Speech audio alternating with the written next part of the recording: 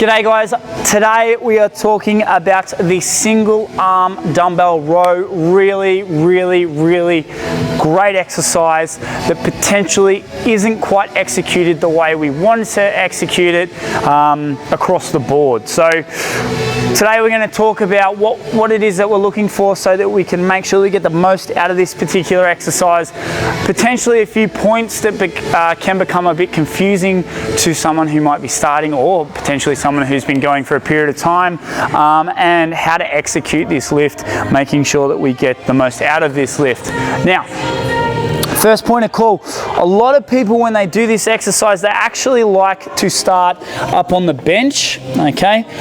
Not a bad way to position yourself. However, I would actually argue that we might want to change this just purely because of our mechanics in which our hips are. So what I want to do is make sure that we create a nice stable base in order to pull from. Remember, stability will always recruit more muscle fibers, so we want to create as much stability through an exercise as possible. So instead of being up here and having my knee up and my hips sort of switch, like one's a little higher than the other, and then having to shuffle my legs out, what I suggest you do is create what I call a triangle stance or a 3-point stance, whereby what I'm going to do is actually start with my feet parallel with one another, fall forward onto the hand and come up and over the hand. So this way then I have my 3 points, 1, 2, 3, okay? I can pull from this position to my hip. Everything is nice and aligned. My shoulders are nice and aligned. My shoulders will be a little bit off, but that'll happen with the rope. But my hips are very much aligned. I'm just gonna work all the way up and then up into my back. So we have a nice, strong, stable base to row from, okay? With my feet, what I wanna do is slightly create a screw pattern with my feet in order to push my knees out. When I push my knees out, I'm going to switch my glutes on, okay? So what's gonna happen is that now my glutes are gonna be nice and strong for me to row from. Now, why is that important? Well, this is one of the biggest issues that you see when it comes to rowing, is that people will start in this position and they will come up and they will twist like this, and they'll try and rotate with it, okay? And what that does is that we're actually not using the muscles that we want to use this muscle. So in order to do rotation, we're diving more into our abdominals, so our external and internal obliques, okay? That helps with rotation of the trunk. When really we're trying to execute a back exercise. So we're trying to get that scapular retraction. Now, scapular retraction is this point here. That there, here to here, okay? Right? That is the most important element to this exercise. That point is the row portion. Okay, or that's what a row is all about, is scapular retraction, is being able to go from this point to that point. And already you can see my hands just want to go into a row position. All right, so when we start to create rotation, although the idea is to get into retraction, by rotating, we're not actually getting into retraction. You know, let's see if I can do it. If I'm in this position here, I'm not retracting my scapula, I'm just, rotating my torso. I think you get the point. So what am I looking to, well, so obviously we're avoiding to, or looking to avoid rotation, but you see also a common trend that people find themselves doing is that they may not be rotating here, but they might be rotating at the bottom and losing this shoulder stability. Now, this is where people are going to be up in arms going, oh, but you need to stretch that lat out. Correct, you do. Okay, you do need to take that lat and range to its full range of motion. However, this is where the skill and the art of the single arm dumbbell row really comes into effect, is that you need to be able to reach whilst under tension, okay? A good way to have this, or to explain this, is if you get someone to hold your arm and you are to push against their hand, and what they're going to do is they're going to push all the way down so that your arm is completely locked out, but you have that tension through your bicep, and if they were to move, you would come back up, all right? Now, we want to be able to create that tension, however, on the way down. So now I'm keeping that tension on, coming all the way down, tension still on. If I go lax, you can see what happens there, there's no tension. So again, on versus off. That is what we are looking to do with this row, and that when we're under load, okay, the load wants to pull us out and round us off. Right? It is on us to be able to stretch and pull, stretch and pull. Now you saw that I kind of did a slightly rotated through the torso then, or it looked that way. So let's talk about that optical illusion.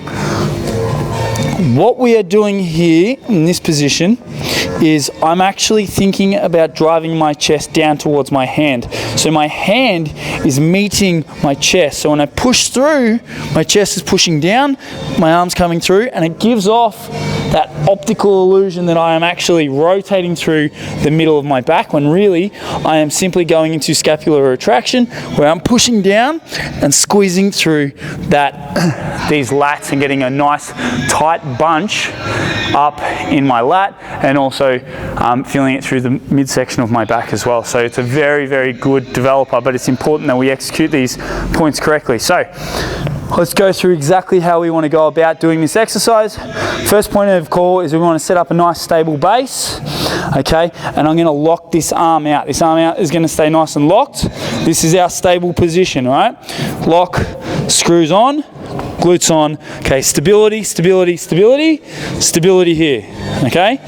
We're going to pull the shoulder blades back and down, switch these lats on, reach and grab the weight from here, chest to hand, and this dumbbell is going to travel to my hip.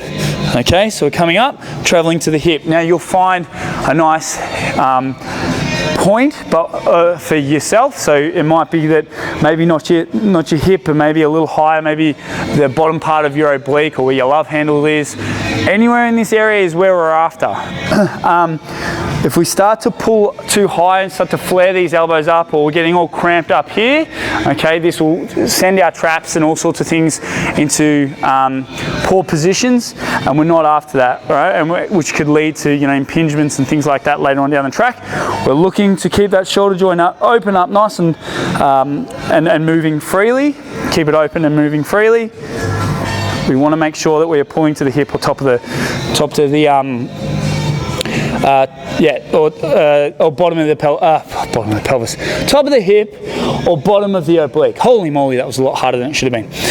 Okay, so again, screw the feet in, knees nice and tight through the glutes. So knees are flaring out. Okay, feet are locked on, glutes are on, locked elbow, nice and tight. Shoulder blades back and down. Okay, 3 points of contact, so my hand, my feet. All right, from here, chest is going to go forward, dumbbell to the hip. 3, 2, 1 up. Bang, 1, 2, 3, 4. And you should feel a big bunching up through this back, keeping ourselves nice and rigid. All right, now notice how when I set this up, I keep my head down. Now this is a trick that we can, or an issue that we can fall into, and I see a lot, is that yes, we want to push our chest to our hand, but we don't want to be pivoting off our lower back. So what I mean by that is, if I'm coming up and I'm looking ahead and I want to get a good look at myself in the mirror because I want to show off and you know, be like, ooh yeah, damn, I'm looking good, right? What happens is that you can see when my head goes up, right? I dip my back, and I'm going to come up and I'm going to try and push that chest forward and get a good look. And I'm going to leverage off this little point here. All right? It may not be much, but you might find that what happens is that you lose your nice flat compacted back, so your stability starts to go. All right?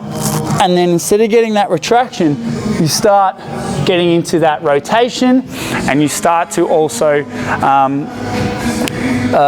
potentially load up this lower back. So we want to avoid these pitfalls. So again, 3 points: hand, 2 feet, make sure they're nice and aligned, screw your feet in, knees are going to slightly out, glutes on. Lock the elbow, shoulder blades back and down from this position, dumbbell to hip, keep your head looking down or slightly ahead. And we're coming to the hip, chest is driving forward, and we should get a nice big bunch through these lats. Okay, you can do a little trick if you really want to. Some people like to rotate their hand, so you might find them go from a neutral position to a supinated position, or they might even start at a pronated all the way up to neutral. Okay, that's very much just an added little benefit and effect. I would strongly suggest that you concentrate on the foundations first before you start moving into slight little rotations and hand positions. Okay, so remember, 3 points of contact, glutes on, knees slightly out in order to do that. From there, shoulder blades back and down, dumbbell rowing to the hip, pushing your chest forward. And bang, well, that was a bad example, real bad example. Shoulder blades back and down, knees out, hip. Okay?